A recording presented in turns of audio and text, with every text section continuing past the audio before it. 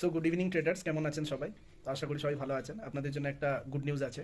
তো কেমন হবে যদি 26,000 টাকার মাল যদি আপনি 2500 টাকায় আপনি পান?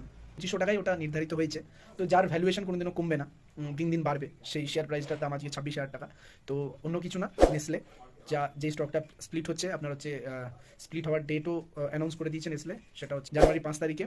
তো আশা করি, আমি কখনো কাউকে রেফার করি না, বাট এই স্টকটার ক্ষেত্রে আমি রেফার করবো।